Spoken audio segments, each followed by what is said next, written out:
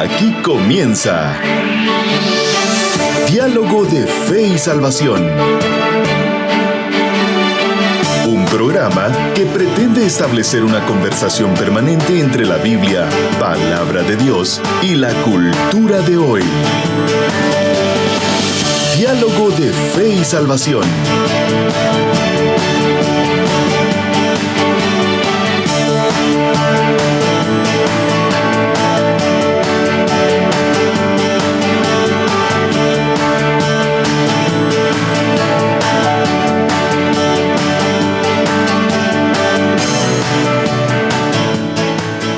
Familia, bienvenidos a Diálogo de Fe y Salvación. Damos gracias al Señor por la bendición que nos da de poder estar vivos a pesar de nosotros, a pesar de lo que somos, a pesar de nuestros pecados, a pesar de nuestras debilidades.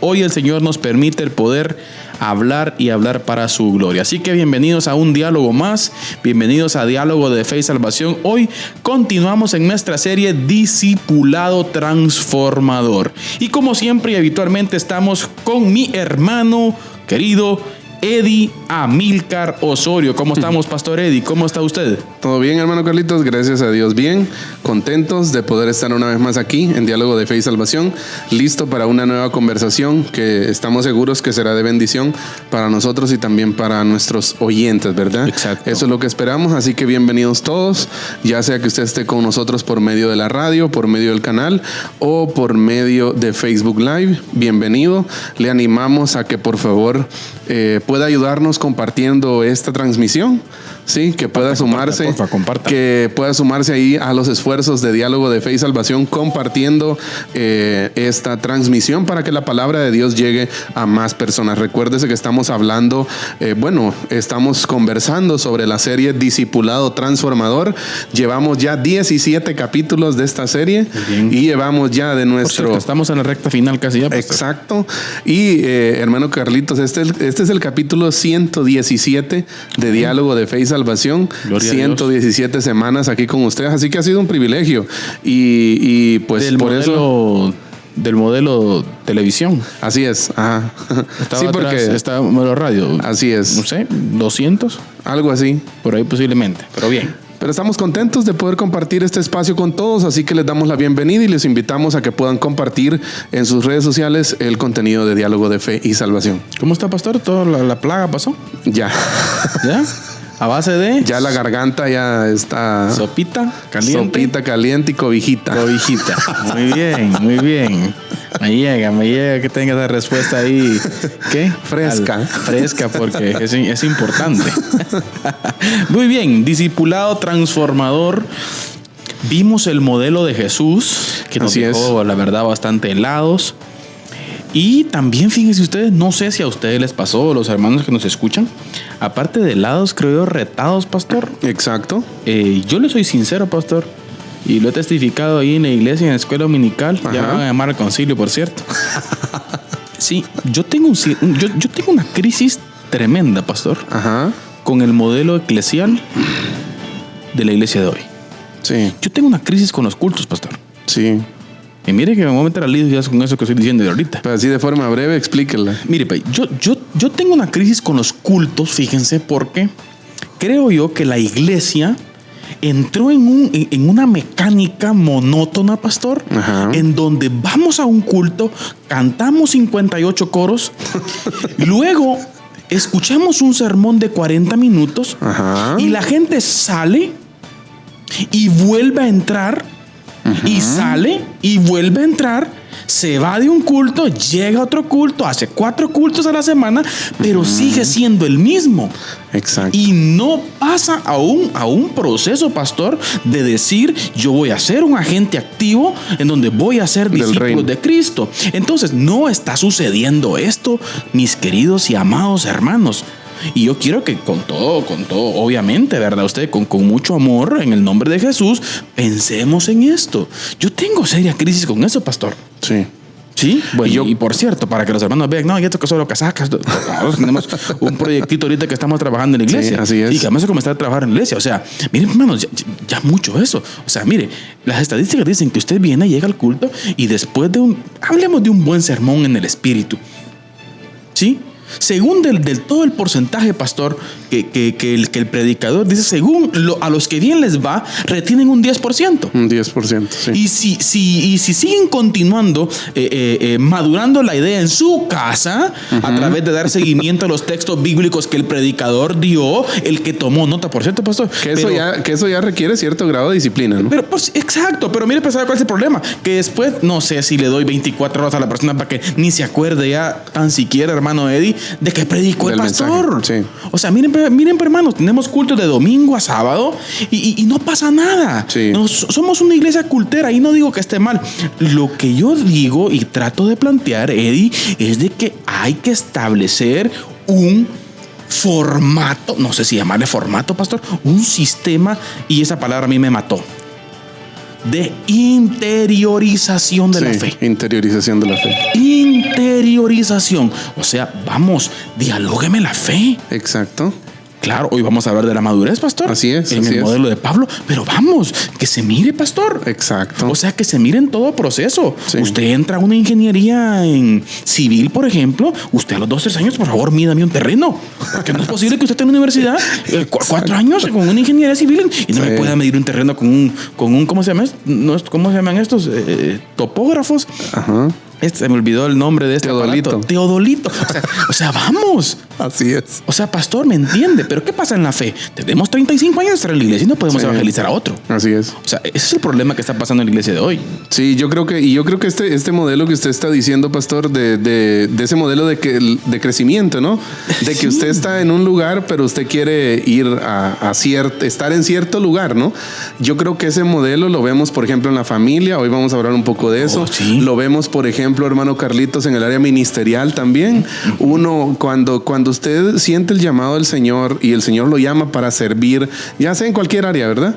Ya usted está con una intención de mejora continua, ya, en donde usted quiere saber más para servir mejor. Se da en la familia, se da en el trabajo, ¿no? Se da cuando usted, por ejemplo, usted se dedica, por ejemplo, al tema de granja, ¿no? Y usted sabe que hace unos 10 años usted no sabía muchas cosas que ahora sabe, ¿ya? Y quiere madurar ciertos temas para que entre unos años también mejore la cosa, ¿no? Entonces ese modelo de madurez, de crecimiento, de no permanecer estancados, yo pienso que está en todos lados y la iglesia no debe ser la excepción. Es que mire, que la iglesia debería andar por otros rumbos, pastor. Exacto, debería encabezar, ¿no? O sea, mire, hoy precisamente meditaba sobre un tema que tocaba Jordan Peterson. Buenísimo, por cierto, buenísimo autor, recomendado para todos los hermanos que nos ven. Sí, búsquenlo en español. Él es canadiense, pero también hay videos en español, donde habla, pastor, acerca de la agresividad y peligrosidad. O sea, el tipo expone, ¿verdad, usted, que tenemos que aprender a ser agresivos y peligrosos desde un contexto bíblico, por cierto, pero explicó lo que significa peligroso, fíjese, pastor, en un sentido, y me gustó la analogía que utilizó con relación a las artes marciales chinas. O sea, los japoneses, por ejemplo. Los japoneses son expertos en artes marciales, pero usted no va a ver un japonés echando golí en el mercado. Es cierto. El japonés es peligroso, pero aprendió a dominar. Ahí está. Aprendió a dominar su ego. Ahora. Y eso que tiene que ver con el... Ahora, vamos. Tenemos las ideas bíblicas. Exacto.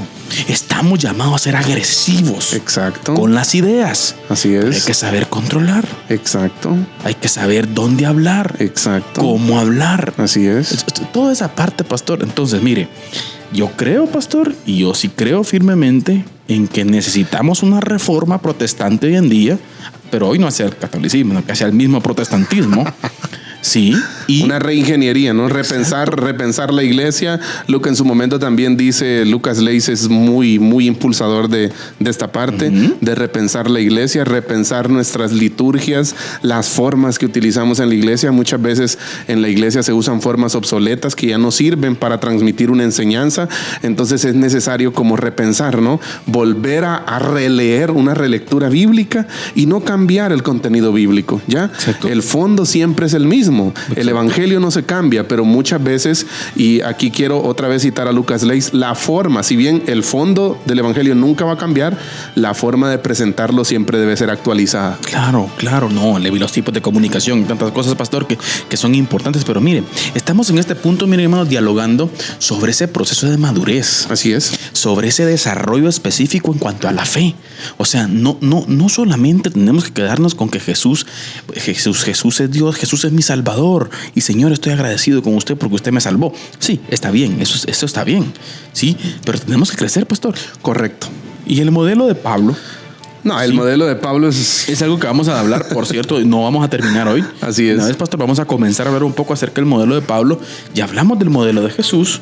Sí, cómo Jesús trató con sus discípulos, cómo Jesús se enfocó en unos pocos, cómo Jesús interiorizó la fe de esos Así pocos, es. se interesó en esos 12 para que esos 12 llevasen, o sea, se encargaran, ¿sí? de hacer la misión cuando él no estuviera. Exacto, se enfocó en 3 años y medio. Y se recuerda el retito que hablamos, ¿verdad? Sí, usted? así es. Hagamos discípulos, como que en 3 años y medio no fuésemos a estar. Exacto. ¿En quién encarga usted? Sí. ¿A quién encarga en la iglesia? ¿Quién va a ser discípulos cuando usted no esté? No, y háblete, póngase 3 años y medio. Exacto. Me llama la atención, hermano Carlitos, para empezar a hablar del modelo de Pablo, me llama a mí la atención de que, bueno, porque para empezar, estaba pensando en esto, ¿por qué ver el modelo de Jesús y el de Pablo nada más? ¿Por qué no ver otro modelo? Primero, pues porque el modelo de Jesús lo vemos a lo largo y ancho de los 4 evangelios, ¿no? Claro. Entonces eso es algo clave. Ya los 4 evangelios son biografías del ministerio de Jesús, por lo tanto es imperativo que analicemos el proceso discipular de Jesús. Y segundo, yo diría que también es imperativo analizar el método de Pablo, porque Pablo también es el que en cierta forma, inspirado por el Espíritu Santo, le da cuerpo a la doctrina cristiana en el Nuevo Testamento. Y ¿verdad hasta cierto punto, pastor, una practicidad directa. Exacto. O sea, Pablo como que ya lleva al campo de la práctica. Exacto. Lo que en su momento Jesús encargó a sus discípulos también. Y Jesús hizo. Así es. O sea, ¿ya? Jesús hizo y Pablo como que lo desglosa. Exacto. Y le da algo que veo en el ministerio de Pablo, pastor, es que para esto tenemos que tener un panorama amplio, ¿verdad? De sus cartas, ¿no?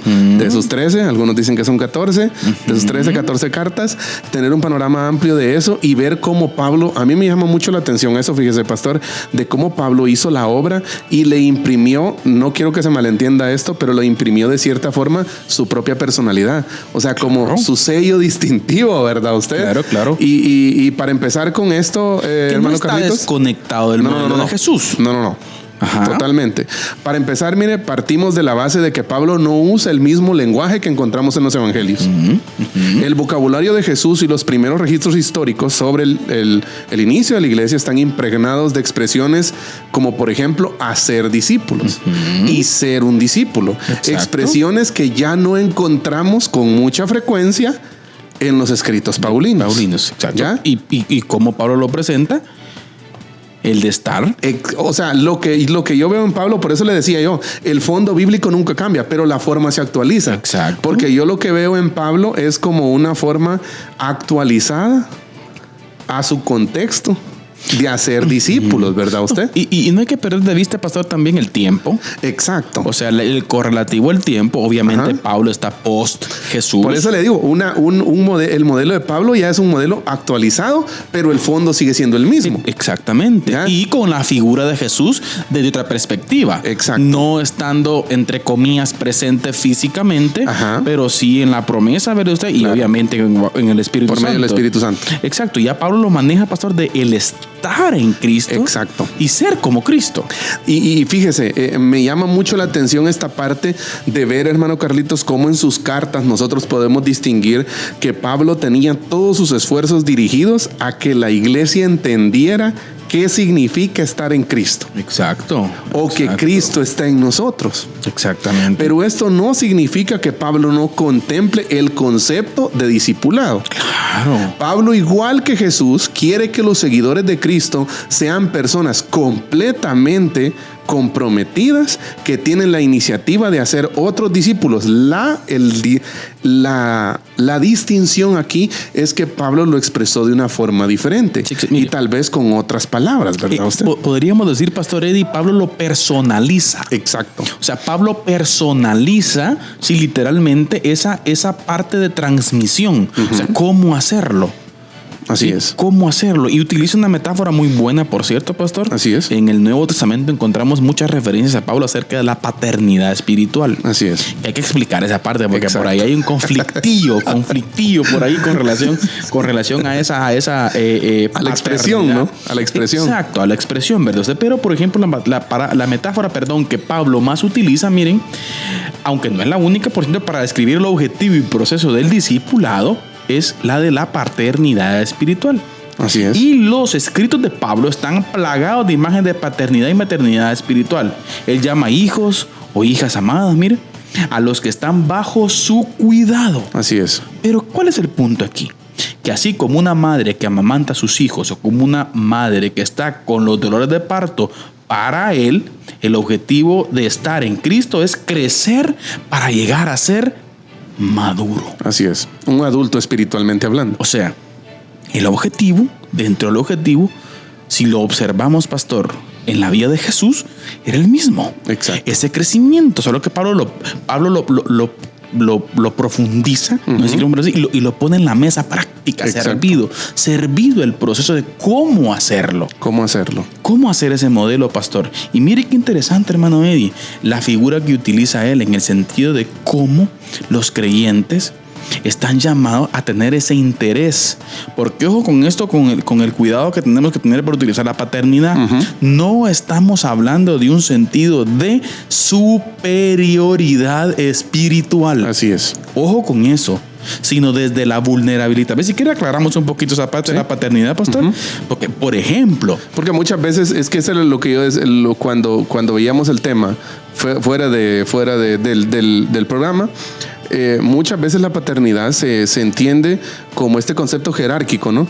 Como alguien que tiene poder sobre otra persona. Buen punto. Y no es la paternidad desde el sentido espiritual que Pablo lo está abordando, no es un poder jerárquico sobre otra persona. Exacto. ¿Ya? Sino más bien es un tipo, mire, Pastor, como de acompañamiento y alimentación. Y alimentación para que el discípulo alcance la madurez. Exacto. Que más adelante vamos a ver, hermano Carlitos, cómo este concepto de madurez es la pasión de Pablo. Claro. O sea, la pasión de Pablo es ayudar a la gente a llegar a la madurez. Y lo exige. Exacto. Lo exige. ¿Ya? Hablemos un poquito acerca de, por ejemplo, los puntos a favor que tiene Pablo de ser el escritor de la carta a los hebreos. Ajá. Como recuerden que hay un debate teológico, no se sabe si es o no, ¿verdad? Ustedes. Pero, por ejemplo, el capítulo 5, Pastor, cuando les expone a los hebreos, ustedes con tanto tiempo de ser, o sea, yo vengo aquí a explicarles a ustedes temas que tienen que ver con los principios, los primeros rudimentos de la fe, cuando ustedes ya deberían ser ya maestros. O sea, hay en Pablo, Pastor, un deseo ardiente de madurez y lo conecta con el tiempo. Exacto. O sea, ¿me entiende, Pastor? Ahora, disculpe, Pastor, pero ahora aquí entro en mi crisis, Pastor. Aquí entro a mi crisis y por favor, ayuden en mi crisis, queridas hermanos. Aquí entra mi crisis. Familia, no hay madurez en las iglesias contemporáneas. Exacto. Y yo creo, Pastor, que a través de seguir haciendo lo mismo, no vamos a obtener resultados diferentes. Ya sé, igual que Javier Milei. Obviamente. Obviamente, si nosotros queremos resultados diferentes, tenemos que hacer cosas diferentes. Es que él usa esa frase, por eso es que le digo eso. Bueno. Pero no estamos hablando de eso. Entonces, ¿me entiende, Eddie? O sea, ¿cómo vamos a ser distintos? Sí. ¿Cómo vamos a tener una iglesia diferente si seguimos haciendo lo mismo? Y este ejemplo, hermano Carlitos, de la paternidad espiritual llama mucho la atención, entendido en el contexto correcto en que Pablo lo está aplicando en el Nuevo Testamento. Yo quiero citar a algo que quiero mencionar de Jack y Judy Valswick, unos escritores que escriben un libro acerca de la familia, una perspectiva cristiana. Y ellos dicen, mire, la vida cristiana recuérdese que estamos hablando de la paternidad espiritual en el sentido correcto bíblico, aplicado por Pablo, ¿verdad? No la superioridad jerárquica. Exacto. Y ellos vienen y dicen, la vida cristiana aparece descrita en varios pasajes del Nuevo Testamento como un proceso de crecimiento, proceso por el que se pasa, escuche, de la infancia espiritual a la madurez espiritual. Exacto. El recién convertido empieza como un niño y con el tiempo va creciendo en Cristo. Exacto. Pasa de un estado de dependencia en el que otros le enseñan y le disipulan a una relación con Dios madura. Exacto. Exacto. Mientras va creciendo, el discípulo también va asumiendo su responsabilidad de hacer discípulos a otros. Excelente. Aunque es verdad que el creyente siempre depende de Dios y del Espíritu Santo, en ese proceso de crecimiento hay, escuche, una progresión natural hacia la madurez que propicia que Dios use a ese creyente para servir y ministrar a otros. Ahora, esa comprensión que usted planteó, pastor, bien descrita por los profesores Baldwin, es algo natural en el Nuevo Testamento. Es que eso es lo que yo quería hacer énfasis, cómo en el Nuevo Testamento se aborda esto como un proceso fluido, ¿ya? Como un proceso de madurez natural en la vida del creyente. O sea, hablemoslo así, lo antinatural para el creyente sería no crecer. ¿Ya? Exacto. Lo antinatural, porque lo natural, cuando usted ya ha sido rescatado de su vieja pasada, de su vieja manera de vivir, bueno, ahora ya es nuevo, de modo que si alguno está en Cristo, novedad de vida, nueva criatura es. Las cosas viejas pasaron. Entonces se espera que su nuevo estado natural, que más adelante vamos a citar eso también, que su nuevo estado natural, que en su nuevo estado natural usted camine hacia la madurez, hacia el crecimiento, y eso se identifica cuando usted se involucra progresivamente en discipular y alcanzar a otros. Por decirlo así, es como la manifestación de los frutos, hermano Carlitos, la manifestación de los frutos de que usted ya no es la misma persona de antes, sino que progresivamente usted está creciendo. Ahora, es natural hasta cierto punto ser niño espiritual, un trayecto de tiempo. Obviamente. La niñez espiritual es normal, pero es anormal que usted sea niño espiritualmente toda la vida. Toda la vida. En la iglesia, se espera que usted crezca, que usted se desarrolle, que usted pase de ser alimentado a alimentar a otros. Pero mire, pastor, ¿sabe cuál es el problema? Que mucha gente quiere seguir siendo niño. Exacto. Porque cuando usted es niño, ¿qué es? Dependiente. Sí. Dependiente de la fe de otro. Espera que le casen el pescado, dijo un pastor por ahí, ¿verdad? Mire, pastor, es que ese es el problema, que siempre queremos que nos estén agarrando a la manita y chineadito. Ay, mi muchachito. O sea, toda esa parte, pastor, sí. En un sentido espiritual, ¿verdad usted? Sí, sí, sí. O sea, muchas veces siempre, mire, desde el protestantismo se ha criticado tanto el catolicismo romano, ¿verdad usted? Ajá. Sí. Mire, se ha criticado tanto el catolicismo romano del protestantismo, y entiendo a cierto punto algunas críticas y debates teológicos que hay al respecto, pero miren ustedes, que sí, que lo mismo está pasando aquí este lado, hombre. Exacto. A misa entran, en misa entran, sí. Y en misa salen, ¿no? ¿Se me entiende? Sí, así entramos, a culto, amén, amén, gloria a Dios, ¿quién vive, iglesia? Cristo, Cristo. Pero después salimos y seguimos igual. No le hablamos a nadie, no hacemos un discípulo tan siquiera. No estamos madurando la fe. No dialogamos aspectos bíblicos con otra persona. Exacto. No tenemos miedo de defender la fe. No estamos en la cultura de hoy. No estamos en la sociedad de hoy. Entonces, pastor, ¿qué es lo que está pasando? No está funcionando la cosa. Exacto. Algo no está bien. Hay que revisar el modelo bíblico. Tenemos que hacer? Hay que revisar el modelo que tenemos nosotros. Sí, y volver al modelo bíblico. Y volver al modelo bíblico. O sea, para concluir, hermano Carlitos, con esta parte de la paternidad, mire, quiero finalizar con esto.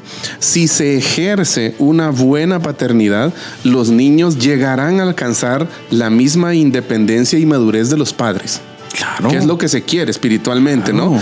En el contexto cristiano, los niños que han recibido la enseñanza de amar a Dios y al prójimo como a sí mismo, luego tendrán una mayor capacidad de ir más allá de lo personal y así vivir para alcanzar a otros. Exacto. ¿Ya? Que ese es como lo que le da sentido a nuestra vida cristiana, Ahora, el hecho de ser discípulos. Cuando usted menciona de vivir y alcanzar a otros, aquí es donde decimos, miren hermanos, y ampliamos el argumento anterior, pastor, en cuanto a que planteábamos que Pablo daba un sentido práctico a lo que Jesús ya había dicho, por ejemplo, en Mateo 28. Así es. Mientras van, hagan discípulos, enseñándoles que guarden todas las cosas.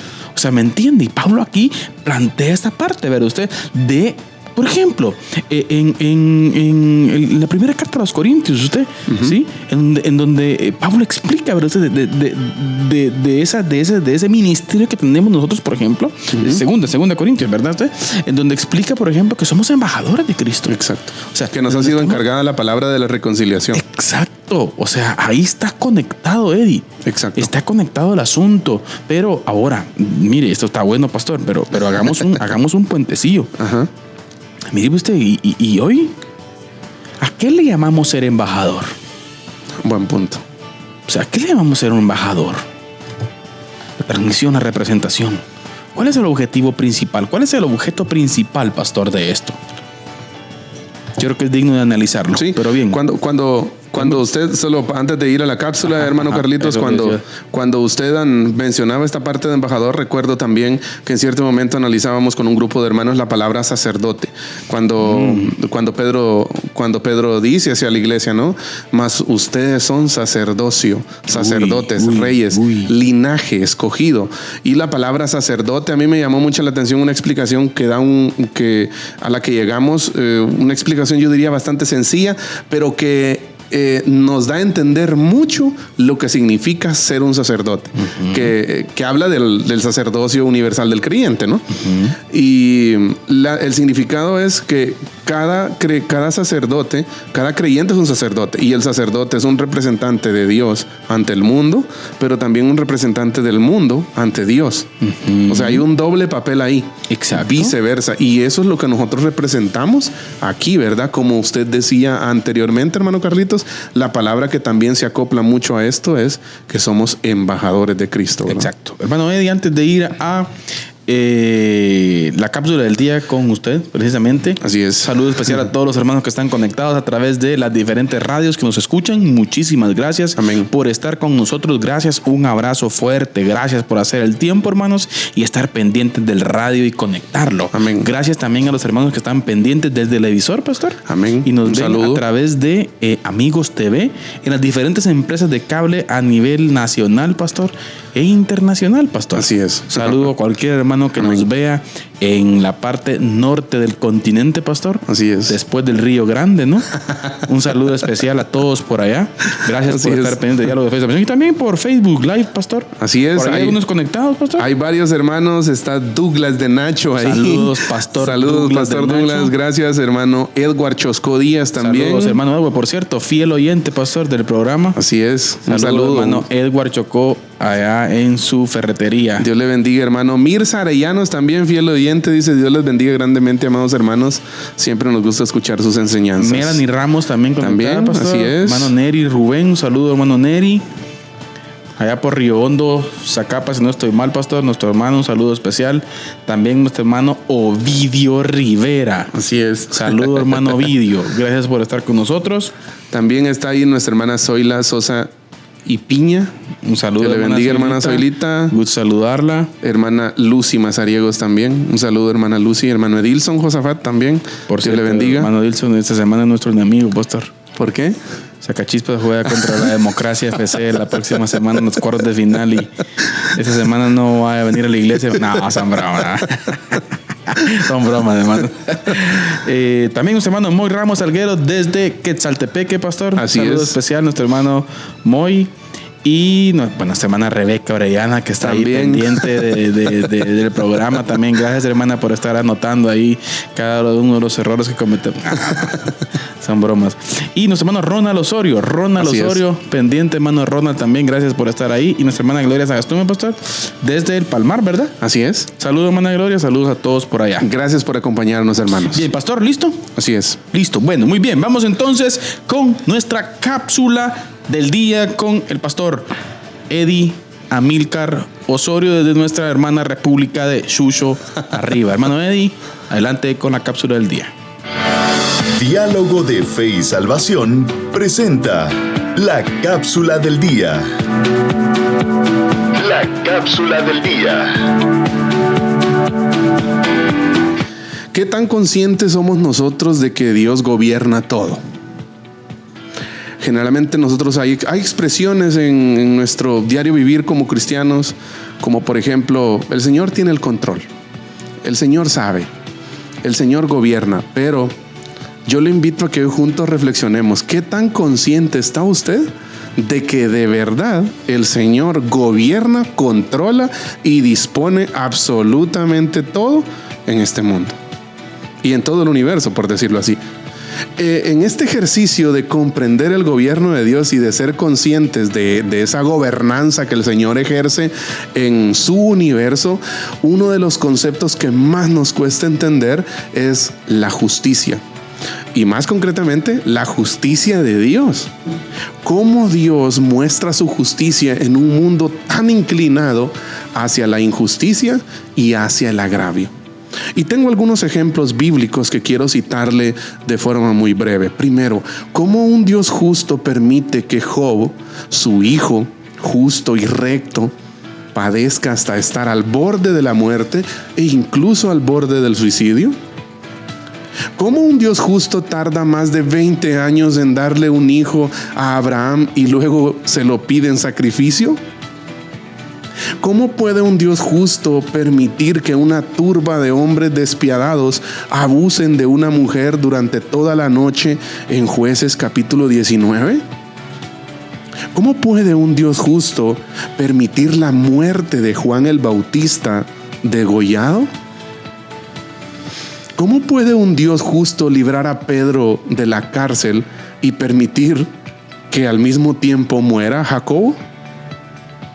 ¿Cómo puede un Dios justo resucitar a un joven llamado Eutico en Hechos capítulo 20, pero permitir la muerte de Esteban apedreado?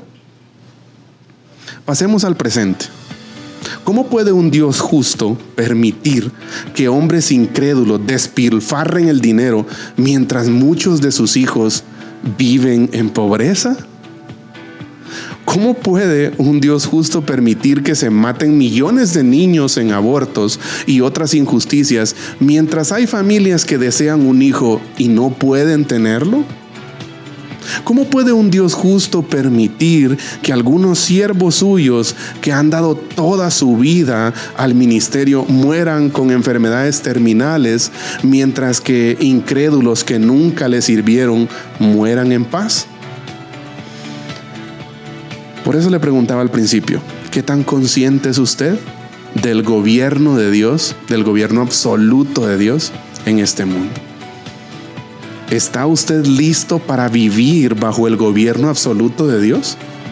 Porque usted esta semana podría perder su trabajo y el Señor sigue siendo justo y permanece para siempre en su trono. Usted y yo podríamos perder a un familiar cercano esta semana y el Señor sigue siendo justo y permanece para siempre en su trono. Usted y yo podríamos tener un accidente en estos días que nos deje sin posibilidades de volver a caminar y el Señor sigue siendo justo y permanece para siempre en su trono. Usted y yo podríamos estar a la puerta de una crisis económica, social, sin precedentes en nuestra familia y ¿sabe qué? El Señor sigue siendo justo y permanece para siempre en su trono. El Señor podría permitir la muerte de uno o varios de sus hijos este año y el Señor sigue siendo justo y permanece para siempre en su trono. Usted y yo podríamos estar a las puertas de que nos detecten una enfermedad terminal y el Señor sigue siendo justo y permanece para siempre en su trono. Muchas de estas situaciones nos han tocado. Quizás nos están tocando algunas o en un futuro nos tocará vivirlas. No importa, hay algo de lo cual siempre debemos estar seguros. Él gobierna y usted y yo deberíamos de estar conscientes de eso. No temeremos aunque la tierra sea removida, dice el Salmo 46. Romanos 11 también en su versículo 33 dice: oh profundidad de las riquezas de la sabiduría y de la ciencia de Dios. Cuán insondables son sus juicios e inescrutables sus caminos. Porque ¿quién entendió la mente del Señor? ¿O quién fue su consejero? ¿O quién le dio a él primero para que le fuese recompensado?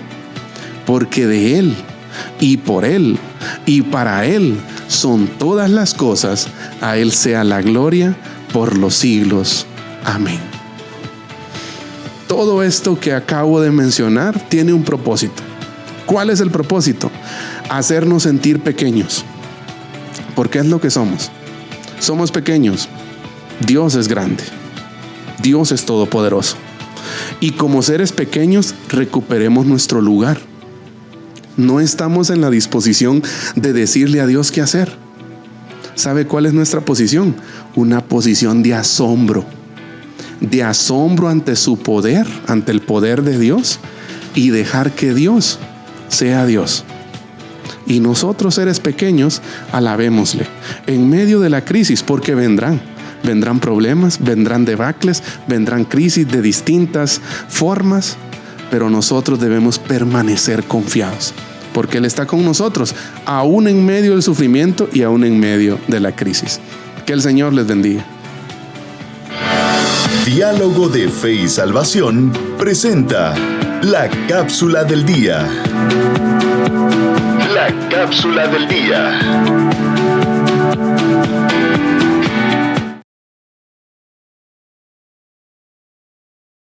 Bien, estamos de vuelta acá en Diálogo de Fe y Salvación después de esta cápsula de nuestro hermano Eddie Osorio.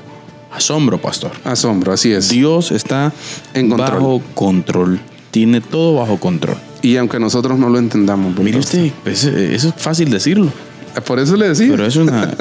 es que son como frasecitas cliché que nosotros tenemos, ¿no? Sí, pero... Dios tiene el control, pero realmente, ¿qué significa que Dios tenga el control? Exacto. En un mundo tan injusto y en un mundo tan inclinado hacia las cosas injustas. Exacto, pastor. Ahora, cuando hablamos de Pablo, estudiando siempre continuamos con Pablo. Ajá. Cuando hablamos de Pablo, pastor, podríamos hacer una pregunta. ¿Cuál era el objetivo de Pablo? Hoy en día están en una sociedad en donde está muy de moda hablar de la declaración de misión, ¿va usted? Uh-huh. ¿Cuál era la declaración de misión de Pablo, pastor? Interesante. Una muy buena pregunta. Mire usted, ¿cuál sería el objetivo principal, sí, de que Pablo, que Pablo tenía en su ministerio, en su encuentro con las personas? ¿Sí? En su momento de llegar, por ejemplo, dígase Filipos, dígase pastor, Berea, Tesalónica, Éfeso. O sea, ¿cuál era el objetivo de Pablo? ¿Cuál era la misión? En ese contexto, pastor, me llama mucho la atención de cómo vemos a un Pablo. No encontramos que Pablo repita al pie de la letra la gran comisión de parte de Jesús, que dio Jesús en Mateo 28 o en Marcos 16, ¿verdad? Pero lo que sí vemos es cómo Pablo invierte todas sus energías en contextualizar la misión. Exacto. ¿Ya? Contextualiza la declaración de misión que Jesús ya nos dio. ¿Ya? Por eso, mire, el apóstol Pablo, con el llamamiento de Jesús en mente, podríamos decir que escribió su propia declaración de misión. Si leemos con atención Colosenses 1, 28 al 29, podríamos oír el ir y hacer discípulos de Jesús, solo que con otras palabras. Exacto. Y Pablo dice lo siguiente: anunciamos a Jesús amonestando a todo hombre y enseñando a todo hombre en toda sabiduría, a fin de presentar perfecto en Cristo Jesús a todo hombre, para lo cual también trabajo luchando según la potencia de Él, la cual actúa poderosamente en mí.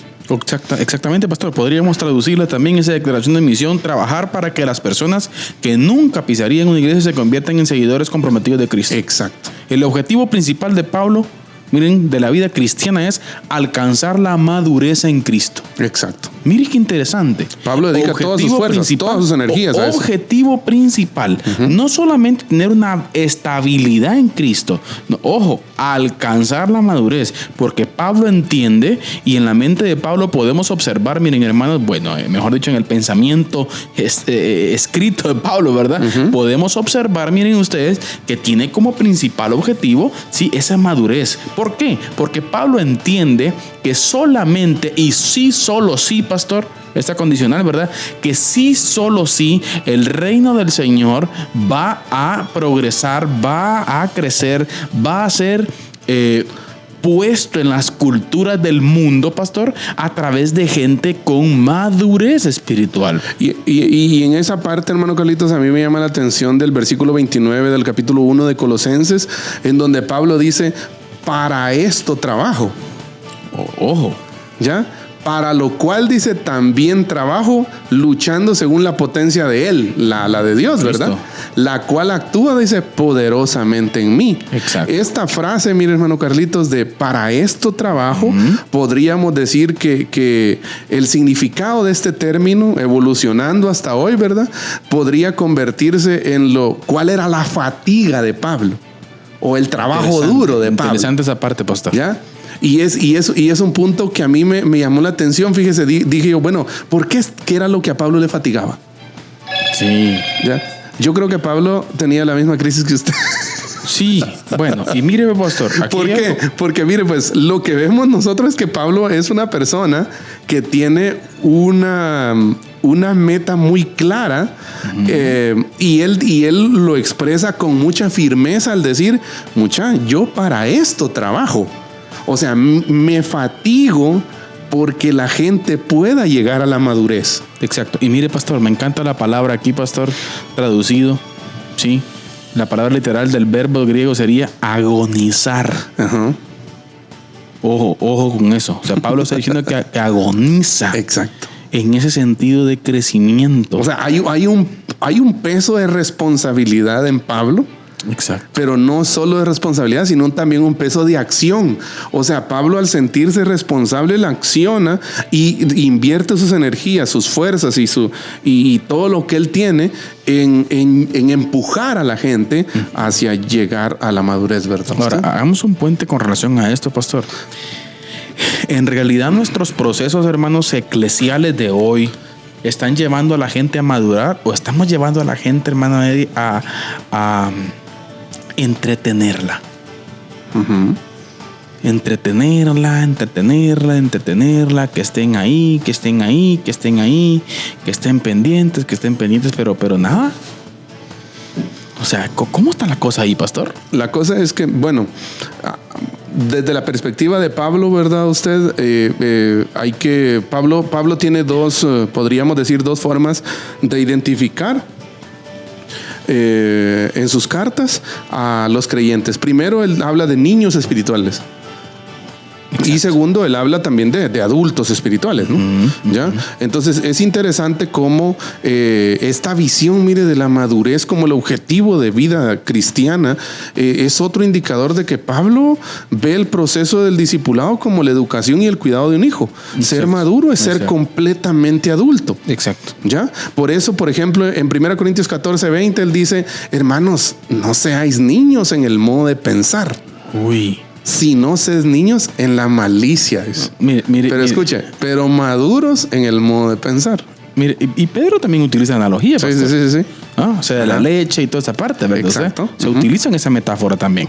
Eso es muy importante observarlo. Eddie, bueno, pero bien, yo creo que el tiempo ha llegado, pastor. Vamos a ir a la resistencia, a la cápsula picante. Pero edificante, pastor. Pero edificante del día de hoy. Recuerde que estamos abordando el modelo de Pablo, el modelo discipular de Pablo. ¿Cómo hizo discípulos Pablo en este capítulo 17 de nuestra serie Discipulado Transformador? Quédese con nosotros porque se vienen unas conclusiones muy buenas en esta última parte del programa acerca del mismo modelo discipular de Pablo. Por lo pronto, lo dejamos a usted con la resistencia que nos presenta hermano Carlitos. Les escribo para exhortarles a contender ardientemente por la fe, que fue entregada una vez y para siempre a los santos. Judas, versículo 3.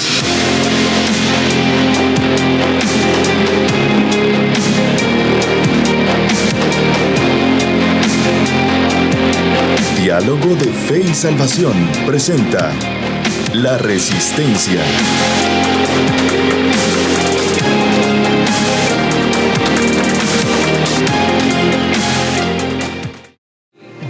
Hola a todos, que el Señor les bendiga. Bienvenidos a La Resistencia.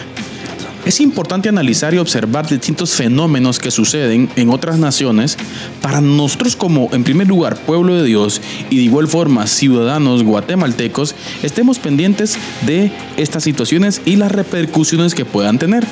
En algún momento siempre lo hemos dicho por acá en La Resistencia de la ventaja que tenemos de ser países tercermundistas, en donde las olas de los fenómenos sociales y de las reingenierías sociales van cayendo de a poco en nuestros lugares, y creo que es importante estar atentos específicamente en ello. Y hoy quiero hablar de un ejemplo, siempre citando a la queridísima España. Sí, España, una de las naciones más progresistas del mundo y una de las naciones que tiene abrazada la bandera de la cultura woke, de la cultura progresista, una nación que está abrazada totalmente a las ideas de la Agenda 2030 y del nuevo orden mundial que estas agendas quieren establecer en el mundo. Sí, hemos puesto muchos ejemplos con relación a España y de cómo estos fenómenos van avanzando y de cómo estas políticas de a poquito y de a poquito y de a poquito van socavando las culturas, los principios, los valores, las tradiciones y muchas cosas que identifican, ¿sí?, a cada una de las naciones del mundo para instalar una nueva idea. Y hoy quiero hablar un poco acerca de Cataluña. Como ustedes saben, Cataluña es uno de los sectores de España más nacionalistas y hoy pues con líos políticos independentistas. Pero Cataluña, en su estructura gubernamental, es una de las estructuras más progres de España. Y existe una lucha hoy en donde la institución encargada de los entes de radiodifusión de Cataluña están teniendo un ataque directo, muy directo, sobre emisoras de corte evangélico, a tal grado de restringir las licencias de radiodifusión para dos de las radios más reconocidas en Cataluña. Y eso, como ustedes bien saben, mis queridos hermanos, es limitar la libre expresión. Y estamos observando que tienen un ataque muy directo. ¿Hacia quién? Hacia el pueblo de Dios, hacia las emisoras evangélicas, las cuales históricamente en Cataluña han sido de gran influencia. Pero resulta que toda la maquinaria progre no quiere que estas emisoras estén al aire. La pregunta es, ¿por qué? Porque son emisoras las cuales le hacen ver las realidades al mundo y a las personas, ¿sí?, de los principios y valores fundamentales de la creación y de los principios y valores fundamentales de la Biblia. Eso obviamente no está dentro de los planes de la Agenda 2030 y es por ello que estas cuestiones se están dando. Ahora, familia, es muy importante que nosotros desde nuestra posición, desde nuestra cultura, desde nuestra comunidad, estemos atentos a estas situaciones. ¿Por qué? Porque poco a poco los gobiernos social comunistas progresistas, sí, van instalando sus ideas, van instalando y van profundizando los principios a tal grado de llegar a entes gubernamentales con poder, sí, con poder político, con poder de toma de decisiones y llegar a puntos extremos como el que estamos viendo en Cataluña. Y quiero decirles algo. Hoy por hoy, pues nosotros decimos acá en Guatemala, no, pues cómo, que mire, que somos muchas radios y aquí no va a pasar eso. Familia, la instalación de la agenda va a ir de a poco y nosotros tenemos que estar atentos a hacer la resistencia. La resistencia. Pero es importante, queridos hermanos, que estemos informados y que estemos preparados para lo que se pueda venir en nuestro país, Guatemala. Pero saben, no nos dejemos llevar por el desánimo y por el temor. Recordemos, Cristo Jesús reina hoy. Esto fue La Resistencia. Que Dios los bendiga. Les escribo para exhortarles a contender ardientemente por la fe que fue entregada una vez y para siempre a los santos. Judas, versículo 3.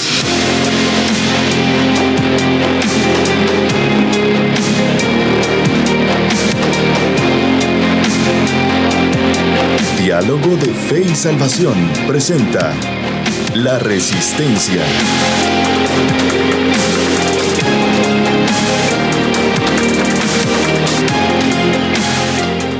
Estamos de vuelta, queridos hermanos, queridos amigos. Muchas gracias por seguir con nosotros y muchas gracias, hermano Carlitos, por esa actualización que nos dio de lo que está pasando en algunas partes del mundo con la iglesia, con las buenas nuevas de salvación. Pues lo que estamos viendo, hermano Carlitos, es un agudizamiento, ¿no? De la, sí, lo hemos dicho aquí, de pastor. La crisis. ¿Se recuerda cuando vimos la serie del progresismo? Así es. Hablamos de un totalitarismo ideológico. Exacto.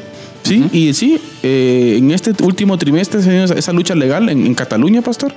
Una Pau Radio y Radio Amistad quedaron fuera de la repartición de licencias de radiodifusión en Cataluña. Sí, pues. Pero no, o sea, no, eso no va a pasar. ¿Se dan cuenta? No, pero bueno, está pasando, pastor, y hay que estar atentos a las situaciones que se nos vienen en nuestro mundo. Como pueblo de Dios hay que estar pendientes, hombre. Así es. No tengamos miedo. Actualizados, ¿no? No tengamos miedo. Tener un poco como una foto de la realidad, lo que está pasando en otras partes del mundo también. Así es, hermano Carlitos, queremos enviar un saludo a nuestro hermano Juan Alonso Mellado. Hermano Juanito. Así que un saludo, hermano Juanito. Gracias por estar con nosotros. También un saludo a Luzbin Perreslanda. Un saludo especial, querido hermano. Un saludo y muchas gracias por estar con nosotros. Y así a todos, hermanos, de verdad, encantados de poder compartir por ahí este está también, tiempo. Querido hermano Dani Sánchez, con pastor. ustedes. ¿Ah, sí? Conectado, hermano Dani Sánchez también. Salud, Dani. Desde la hermana República de Chororagua. Así es. Gracias por estar pendientes también ahí de Diálogo de Fe y Salvación. Pastor, vamos ya en la recta final del programa. Así es, y se viene un concepto muy interesante, pastor, en este punto de conclusión. Uh-huh. Lo que nosotros vemos analizando el modelo de Pablo en sus cartas y cómo Pablo deja ver, pues, en muchas de sus cartas el modelo que él aplicó en el discipulado, ¿no? Uh-huh. Y lo que vemos nosotros es que Pablo quiere o anhela la transformación del discípulo, ¿no? Ahí va el punto. Cuando él, por ejemplo, en Romanos 12 dice, no os conforméis a este siglo. O sea, no se amolden a esta forma, muchachos, sino transfórmense mediante la renovación de su entendimiento. Y ojo con esa palabra, no os conforméis. Fíjese, antes de pasar al análisis de eso, esa transformación, mire, hermano Carlitos, sugiere que el lugar en el que estamos y en el lugar en el que nos gustaría estar son dos cosas diferentes. La posición actual y la posición futura. Exacto. Y yo creo que como para aprender no hay un techo, y más cuando hablamos en materia de Dios, ya en materia de Biblia, realmente no hay un techo para que podamos como parar de aprender, ¿no? Exacto. O para graduarnos de aprender de Jesús, ¿verdad? Usted. Exacto. Y me encanta esta parte de cómo el lugar en el que estamos y en el que queremos estar deberían ser dos lugares diferentes. Amén. Y eso aplica para aquel cristiano que se ha graduado en un seminario de teología como para aquel cristiano recién convertido. Exacto. Debe de haber en nosotros un anhelo, vuelvo al punto que hablábamos hace un momento, natural. Un anhelo natural de querer crecer y no ser el mismo. Exactamente, pastor. Y ahora sí, lo que usted decía, no os conforméis. Es que mire, ese conformar, pastor, esa palabra ahí traducida tiene que ver también con no amoldarse. Así es. Pero también tiene que ver un sentido, pastor, de que por qué o cuál es el contexto adecuado para que alguien se conforme a algo, o se amolde a algo. Ser alguien pasivo. Exacto.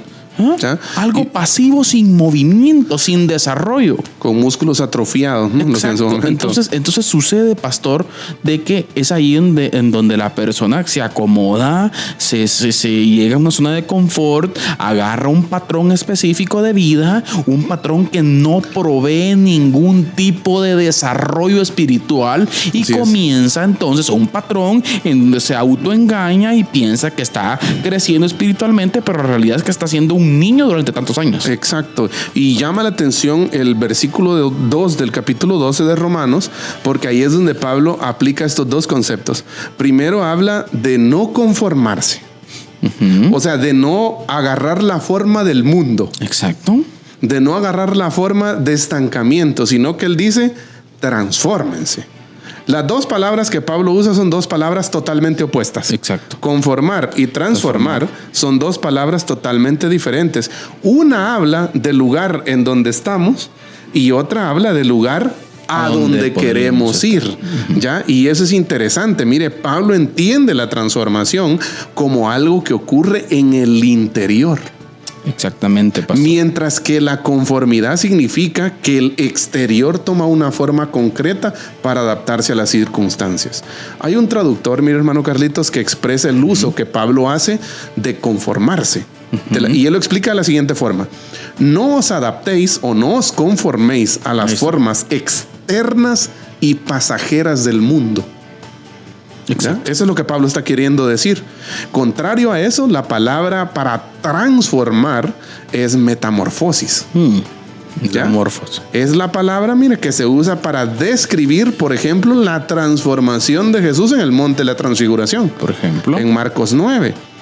Durante un momento, el aspecto externo de Jesús mostró la gloria que caracteriza su naturaleza interior. Exacto. Entonces, una forma que la palabra, por decirlo así, el vocablo griego, Pablo lo trae y dice, transfórmense mediante la renovación de su entendimiento. Y cuando Pablo dice de su entendimiento, da a entender que esa transformación ocurre de adentro hacia afuera. Y que es la base para que suceda. Hermano Carlitos, como lo hemos hablado fuera del aire y muchas veces en la iglesia, en el púlpito, el cambio del que estamos hablando y esa transformación de la que estamos hablando no es un cambio simple de conducta, sino es un cambio de lo que ama mi corazón. Exacto. Ya es de un la cambio profundidad del corazón. Exacto, esa de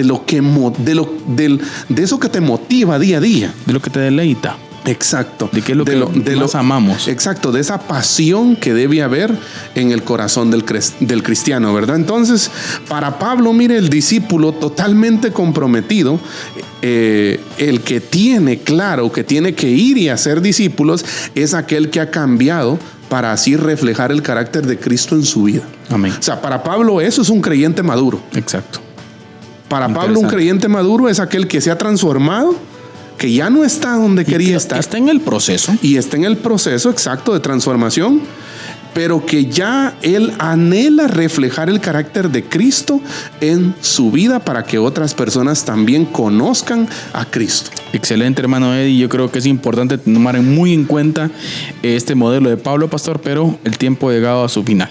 Así es. Así que, si Dios lo permite, el próximo programa continuamos analizando el modelo de Pablo, pastor. Así es. Hoy sacamos buenas conclusiones y así, pastor, en 30 segundos, palabras finales. Quiero cerrar con esto. El proceso de la transformación sustituye todo lo que refleja el viejo yo pecaminoso. Amén. Por el aroma de Cristo.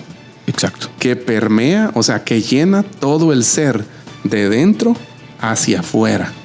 La madurez para Pablo es la disposición que Jesús refleje su naturaleza a través de cada área y de cada aspecto de nuestra vida. Amén. Interesante, hermano Eddie.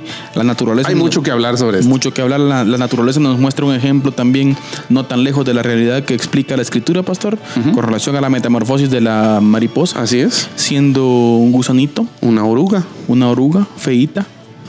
Sí. Pasa a ser una linda mariposa. Vas a ser una linda mariposa que vuela. Así es. Y trasciende. Así es. ¿Qué estamos haciendo nosotros? Buena pregunta. ¿Estamos pasando? ¿Estamos volando? ¿Estamos haciendo discípulos? o posiblemente seamos solo orugas. Muy bien, familia. Si el Señor, que conste que lo dijo hermano de Dios, si el Señor nos lo permite, nos miramos en nuestro próximo programa, pastor. Así es. Gracias por estar con nosotros. Por cierto, el otro programa sí abordaremos así directamente El modelo. el método de Pablo. Exacto. Así que gracias por haber estado con nosotros. Gracias por todos los hermanos que están pendientes los diferentes medios, pastor. Amén, así es. Muchísimas gracias. Un abrazo saludo fuerte a todos. Siempre recordándoles que la verdad no solamente se corrompe con la mentira, sino también con el silencio. Que Dios les bendiga. Amén. Diálogo de Fe y Salvación. Temas actuales a la luz de la Biblia. Muchas gracias por acompañarnos en esta edición. Hasta la próxima.